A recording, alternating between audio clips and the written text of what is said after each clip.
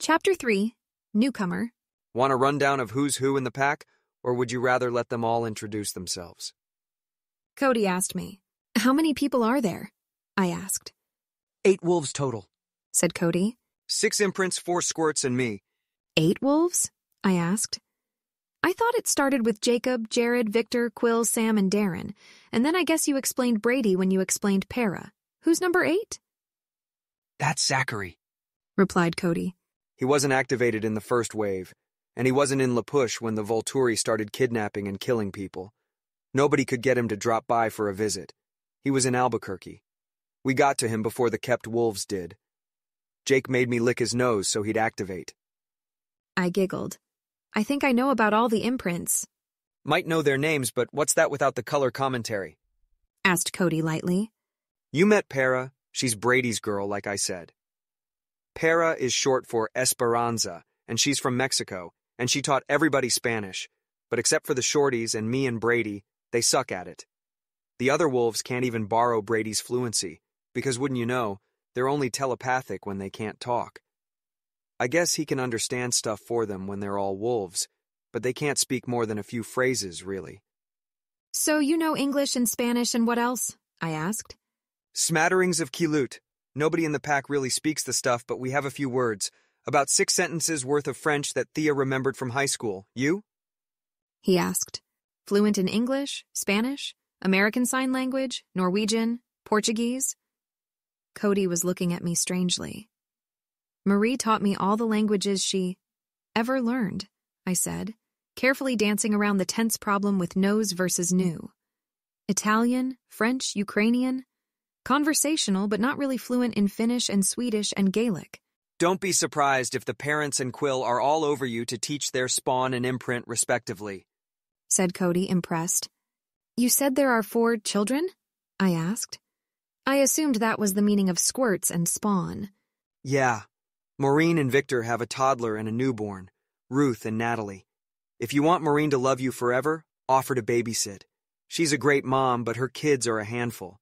And Sam and Emily have Paige, and Darren and Thea have Noah.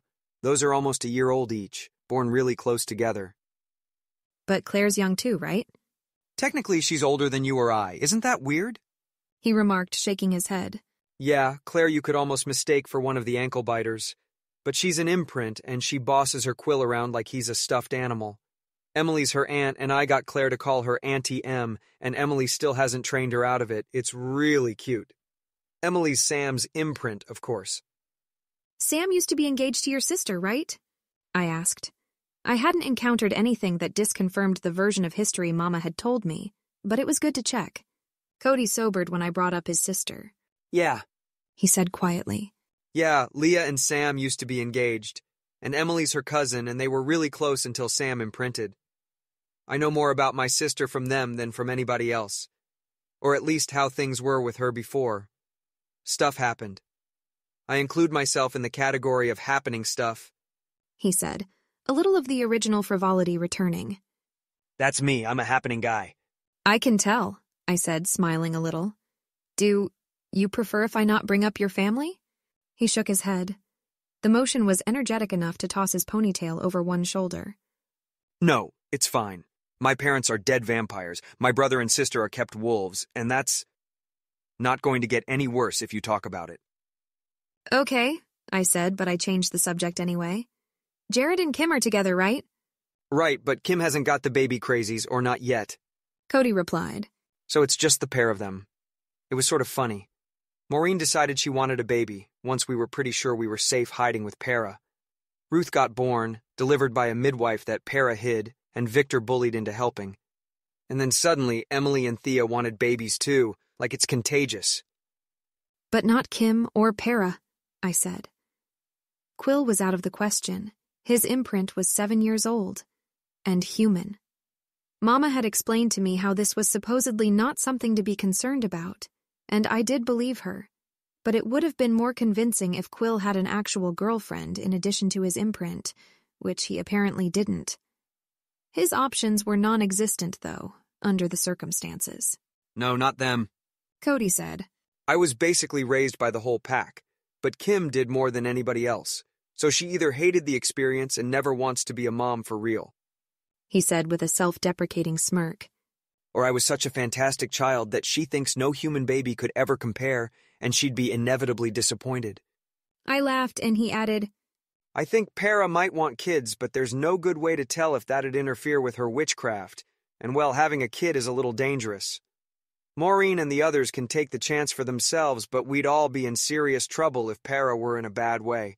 I mean, if she were even just laid up for a couple of weeks, there goes our inconspicuous theft. I haven't actually talked to her about it, but that's what I think's going on.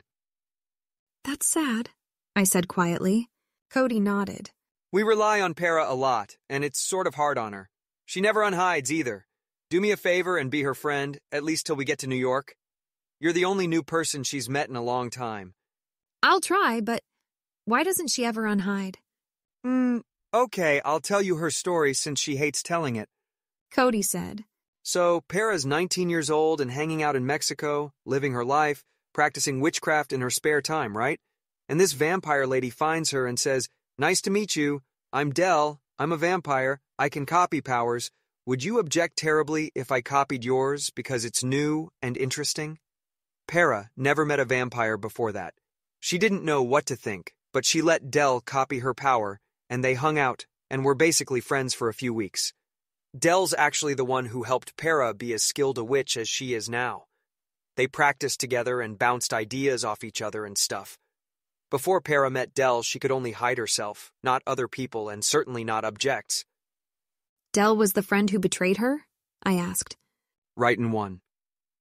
Del got bored after a few weeks of being friends with Para and left, and Para went back to hanging out in Mexico and living her life, etc. And then skip forward 6 years. Para's 25 and still hanging out in Mexico, and who should come knocking but Del? Para trusted Del, but as soon as she let Del touch her to copy the power again, Del's like, Gotcha, I work for the Volturi now, and I'm taking you to them so they can brainwash you and turn you into a vampire. And since they had the same power then, Para couldn't just hide to get away. She's human. Without the hiding advantage, she couldn't do anything Del didn't let her do. So Del brought her back to Volterra, and Para wasn't bothering to hide since it wouldn't help, so Brady could see her, I murmured. Cody nodded. Del did the whole supervillain reciting the evil plot thing on the way to Italy from Mexico. So Para knew about the wolves and she was able to react pretty fast once Brady started giving her imprint face. Imprint face? You'll see it when you see a wolf and his imprint together. It's pretty distinctive. It's this look they get in their eyes, really focused and intense and tender. Says, You are the center of the universe, and I worship the ground you walk on, and your wish is my command, and I will defend you with my life. It'd be corny if they weren't so sincere about it. I'd compare it to vampire mates, but I do remember my parents, and they didn't stare at each other like that. So either it's different basic stuff, or vampires just don't have the face to go with it. Huh. So Brady gave her imprint face, and then, let me guess. She told him she wanted out, and he defected packs, and she hit him, and he was able to clobber Del well enough that they could get out. Close. Everybody was unhidden at the time. Para told Brady what she wanted, and he threw Del at another vampire. Her copying thing is involuntary. Whenever she touches a witch, she gets their power. She doesn't have to do it on purpose. Cody said. It was still really lucky that he was able to catch her off guard, though. So she lost Para's power and got someone else's, and before she could get it back, Para hid herself and Brady. Del couldn't touch Para to steal her power again, so the rest of the trip to join up with the pack was pretty simple. It was? It doesn't seem like it would be, I said. Dimitri could tell where they were, even if the Volturi couldn't directly capture them. Couldn't they down their plane or sink their boat or whatever? They didn't think of that until they'd already snuck onto a plane, said Cody. And it landed okay, and the pack was there to meet them and get hid too. We think the Volturi were hoping to find some way to get Para still and didn't want to kill her. Since then, they've tried a few times to do us in that way. They set trees near us on fire and stuff, but we've always been able to get to safety in time. Wolves are fast. That made sense. The Volturi put up with my Aunt Alice not working for them for a long time, because they thought eventually they could get her to change her mind. When that didn't work, they killed her. But Para was able to keep herself and the whole pack pretty safe. Is Para the only witch in the pack? I asked. Unless one of the midgets grows up and learns to shoot lasers out of his or her eyes, yes. Cody says. Far as I know, there are no witch wolves, and the imprints are all basic humans, and I'm the least interesting half-vampire you'll ever meet. There are only 6 of us, I pointed out. You could still be very interesting. Well, there might be a whole colony of half-vampires in Bermuda or something, and we wouldn't know, right? He said. But if they're there, I guarantee you every one of them is more interesting than me. Fascinating bunch, the hypothetical Bermudan half-vampires. I giggled. Where do I fall in this interestingness spectrum? I asked. I'm interested, he said. Come on. I've been telling you the ins and outs of everything to do with my dull and boring self and social circle. You tell me something. I wanted to. I really wanted to.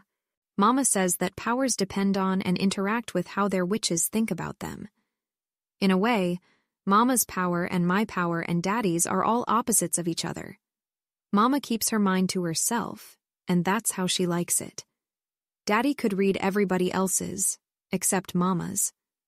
I can share mine. I want to. I want to tell everybody I meet everything. I want everybody to know who I am and what I'm like. When I was really little, I could sort of do that. I could show my family memories, and later I learned to attach feelings, and a couple of months later I could show them things I'd only imagined. I still had to be discreet with the neighbors, but at least there were a few people I didn't have to keep secrets from. It seemed to plateau there. I think the only reason my power got any better after that was because Mama picked me up, and suddenly I had only one person I could be totally honest with. My power sometimes seems like a second person living in my head, and that second person wants to talk to more people, tell them more things, hide less, share more, misdirect less. It's like it was throwing variations of itself at me, hoping to find something I could use with people besides Mama safely. I plateaued again when I was 4, and got the hang of letting my power pick my words so people wouldn't misunderstand me. That's something I can use with anyone. Have to, actually, unless I lie outright. But it still doesn't cooperate all that much when I'm holding back or using a nickname or leaving things out. Elspeth? Said Cody. Oh, sorry, I said. I'm trying to think of what to tell you. Take your time, he said, sounding amused. It's such a weighty question after all. Why shouldn't I tell him everything? Para could hide him from the Volturi. He didn't want to hurt me. He was friendly and helpful and nice and the only person of my own species I'd ever met. Why shouldn't I just reach over and put my hand on his face and let him have it and not be cooped up inside myself? I wouldn't see Mama again until I got to New York, or even longer if I got there first. She was always my outlet for this, but she wasn't there. The second person in my head was kicking and screaming and demanding attention. I want to talk to someone, I could imagine her wailing. I'm so lonely. It doesn't count if you do it with words. I want to show things to someone. I want to do it right. I'm a witch, I said softly after a lengthy silence. Yeah, what kind? Asked Cody. This kind, I said, and I touched his cheek. Cody wasn't used to it like Mama was. He hadn't spent a solid month watching every memory of my early life go by like she had when she was catching up. He hadn't watched all of my dreams for the past 5 years. He didn't have quite a vampire's processing speed. I tried to start gently, not dropping him into the middle of my life without explanation. I offered up stuff I can remember from when I was a baby. That isn't a secret from anyone, really. So sharing it might have suffered the same limitations as when I did something sneaky like going by Anna, which is part of my real name but not all of it. But it didn't. I could feel it. I wasn't holding back. I was just starting at the beginning. I'd pretty much decided that I wasn't going to hide from Cody, even if Mama wouldn't have approved. Wow. Cody gasped. I almost pulled my hand away, afraid I'd upset him somehow, and the second person in my head merrily sent that concern to Cody too. He put his own hand up to hold mine in place. Not saying to stop. He managed. Just wow. I could slow down, I said, if you need me to, or tone it down a little. This is fine. This is amazing. Stop me if you need to, I whispered. I haven't done this exactly this way before. don't even know what you're doing, he admitted, showing you the abridged story of my life. Mama hadn't wanted the abridged version when she'd found me. She'd wanted every single waking second, all its detail intact. It had taken as long to share it with her as it had to live through, but there was less to see then, and we spread it out. I didn't expect to be transmitting to Cody for the next 5.5 years, though, so I was letting my power decide what it most urgently wanted me to share. It was fast-forwarding, compressing similar moments into summaries, glossing over repetitive bits as needed. Even so, it was averaging 10 minutes per day, I recounted. By the time I'd gotten to the part where I was on the plane to Alaska from my birthplace, the sun had gotten quite a bit higher in the sky. Cody's stomach grumbled loudly. I let my arm fall to my side, and he let out a little breath as though he'd been holding it. You didn't eat anything, I said. I was pretty hungry, too. My popcorn and granola bar had only taken the edge off. Solid food isn't as satisfying as blood, weight for weight, and I hadn't had much.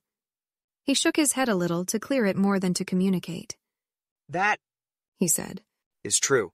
Not that I couldn't have forgotten about it for another couple hours to keep watching and hearing and whatnot. You're obviously the most interesting half-vampire I'll ever meet. Wow. I grinned, thrilled at having gotten to finally let my power do what it was supposed to do and at getting such an appreciative reception. I wished I could purr. I didn't have the same vocal equipment as a vampire, and couldn't, but it would have been so appropriate. I said, I guess we should probably hunt, huh? Guess so, he said, but neither of us moved. We stood there, alone together in the forest. And then suddenly Cody leaned forward and kissed me right on the mouth. It was a swift, impulsive thing, and he seemed to change his mind 3/4 of the way through, because he pulled back with a sheepish look on his face and mumbled, It seemed called for.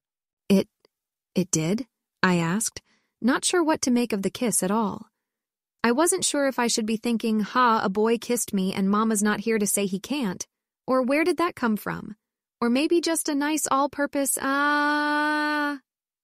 Yeah, It sounded like he was about to say he was sorry, and then decided that would be off-putting or untrue. I won't do it again if you don't want. It just seemed to make sense. I should probably have warned you before I motioned with the hand I'd used to send him memories. It can make people think they know me better than they do, even if I'm not using it at full strength. People like me more than they have reason to, and... Cody shook his head. I liked you before that. No, there is no before that, I said. If I'm talking, I'm either lying through my teeth or there's at least some of that.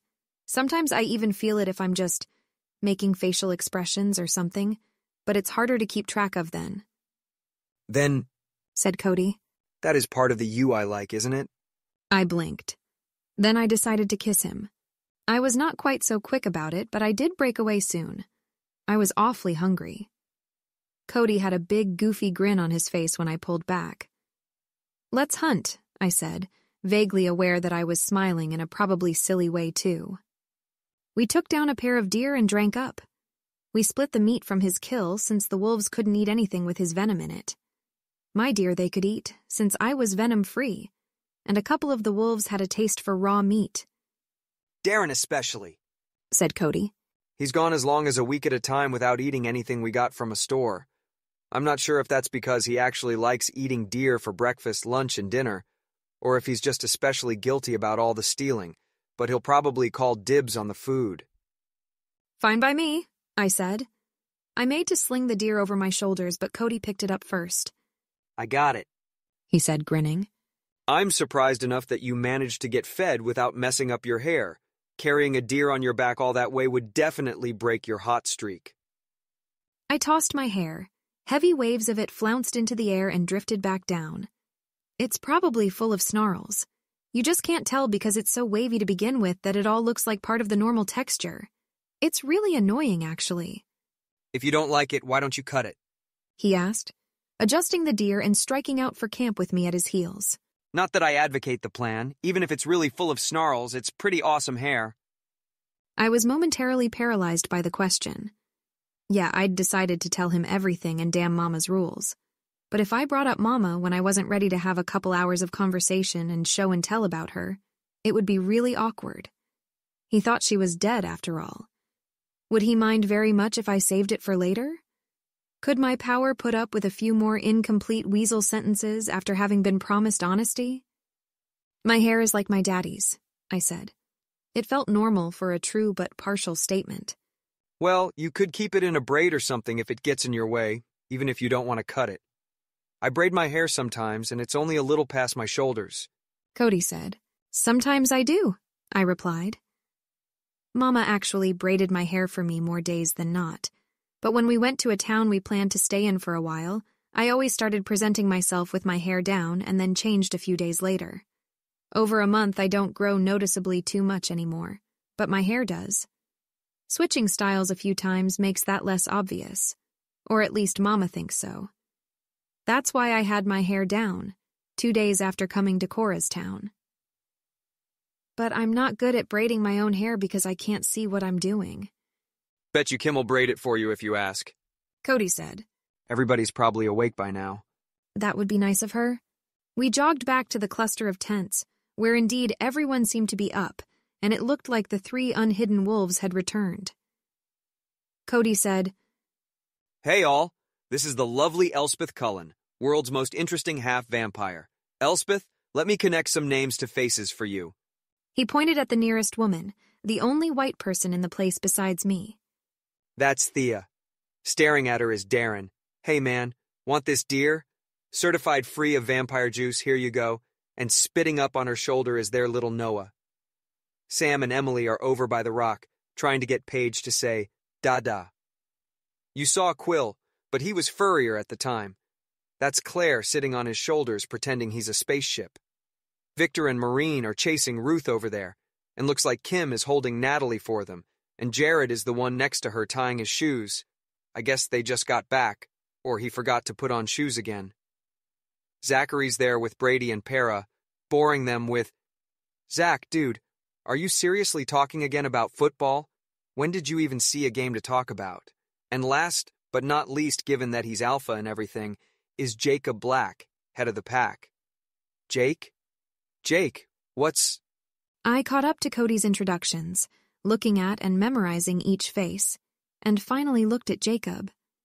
Like all the wolves, he was a big guy, 6'7" at a guess, and made of muscle, and looked 25 even though I knew he was really at least 4 years short of that. It was subtle, but everyone oriented themselves around him. He was clearly in charge, and the pack, wolves in particular, were ready to drop what they were doing and obey him if he said jump. Jacob wasn't giving any orders, though. Jacob was staring at me, with a look that said, You are the center of the universe, and I worship the ground you walk on, and your wish is my command, and I will defend you with my life.